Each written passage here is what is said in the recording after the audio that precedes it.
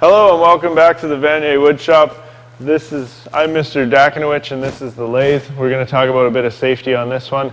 I'm going to prerequisite this one by saying the lathe is something that you really have to do by feel. I'm going to give you the demo. I'm going to show you the demo the same as I would in class. But when it comes time to actually use it, I'm going to show you how to do it one-on-one. It's just something that's kind of interesting or difficult to really explain. It's more of a feel tool. This is by far my favorite tool in the whole shop. So let's get started. So we have our lathe. We've got our stand. This is our tail stock. We can move it back and forth quite easily. We have our headstock. This is where the motor is. We have some controls that I'll show you in a second. And we have our tool rest. This one moves as well. Now in order to get stock ready, we have also, this is our live center. So this spins. It's locked into place there. So when we come to our material, we're going to take something square and we're going to turn it round using the lathe. So in order to find the center of this, we're going to mark an X. So when I bring this over, I grab my ruler and my pencil. And this time I'm going to be really, really careful to make sure that I'm going right from corner to corner. And when I line that up nice, I'm going to make my line. I'm going to do the same thing on the other diagonal. This now allows me to know that I've got the dead center on this side. I'm going to do the same thing on this side. With one of these sides, I'm going to put in my lathe spur, which I'll show you in just one second. So my lathe spur looks like this. It's got a pointy, and then these spurs are actually going to drive into the wood. What that's going to do is when this is on the lathe, that's actually going to be what spins it. So I'm going to line that center point right up with the center of my X. I put this in place. I'm going to move over here where I know that it's nice and solid. I can pound that in. I'm going to make sure that that's caught. Now all I need to do is ram that into the end. I'll bring my tailstock over. Again, this is why this is something that I show you in person. There's a lot of moving parts really quickly. I'm going to line this point up right with the center. Tighten that in. And tighten this down. Now what I have is a piece of wood that's held between centers. So this is called turning between centers. I'm between centers. I'm going to line this up to be about a 1/4 inch away from my material.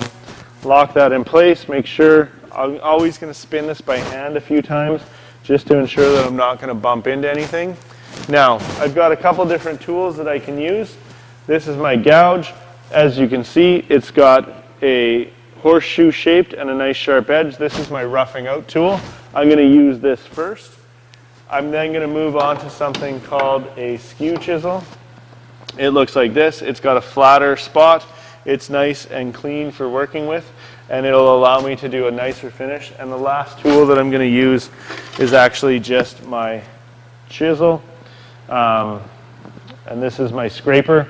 The way that this works is it just has a nice flat edge. No real point. It's not removing material quickly, but what it's going to do is actually just scrape it. When this is nicely sharpened, it'll actually give me a finer finish than using sandpaper on the lathe will. So we're going to work through those really quickly. I'm going to always make sure I have my face shield on. So we have one of these at every station. You put it on, it's got a nice little clip on the back. I can tighten it up, and then when I put it down, it'll protect my face from any of the wood chips that come flying. So just before I get started, again, we already checked that. I'm going to set my speed to about 30 to start, which is 30% of the total power. So it's not going to be spinning incredibly fast, but it's going to be spinning fast enough that I can remove material. So I'm going to hold my chisels at each end. So I'm going to hold the end of it in my right hand, because I'm right-handed.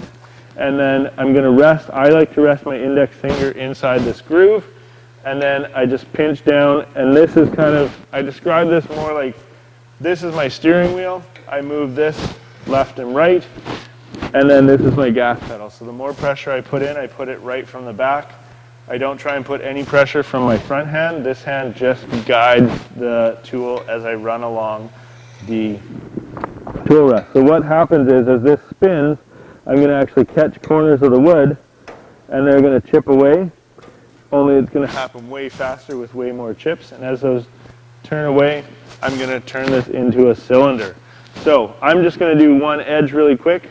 What I'm going to do is run through this side. I'm going to switch to my, excuse me, I'm going to switch to my Skew Chisel, and then I'm going to switch to my scraper. So let's get started. Again, I'm just going to double check. Everything's tight. This spins freely.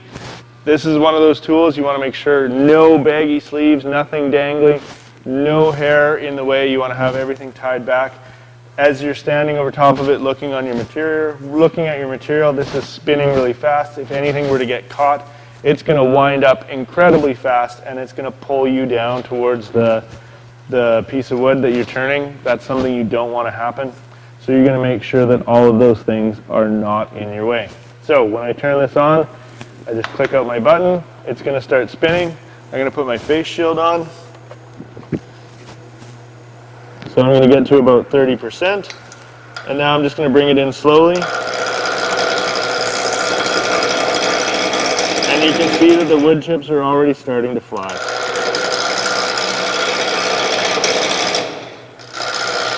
So I don't want to apply a ton of pressure. I'm just applying enough pressure to make sure that this works and that I'm getting cuts. And I'm just moving along. And now it looks like it's already round, but I know for sure it's not, because you can hear the ticking. It's not just a smooth sound yet.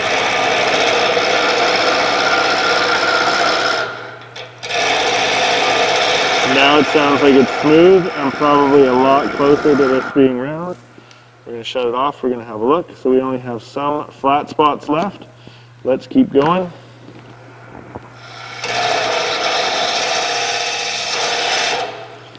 Sounds like we're getting pretty close. So now I have almost removed all of it. I've got one little section left.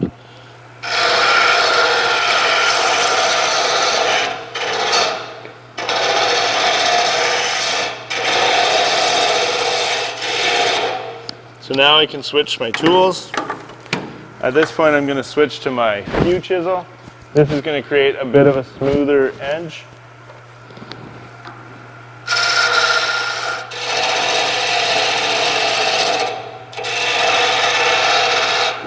Now the nice thing about using the lathe, so it's looking smooth, but it's not quite there yet. So now I'm going to use this last tool, and then we're going to talk for a second. The wonderful thing is we can make different shapes.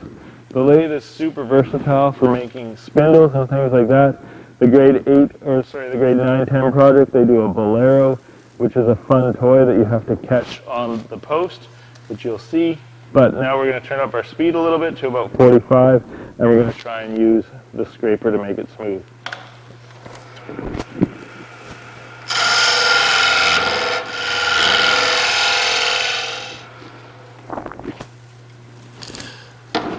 So now you can see that we've smoothed it out quite a bit. We're not quite to sanded yet. We would sand, and if we are going to sand on the lathe, we're going to actually take our tool rest right out of the way.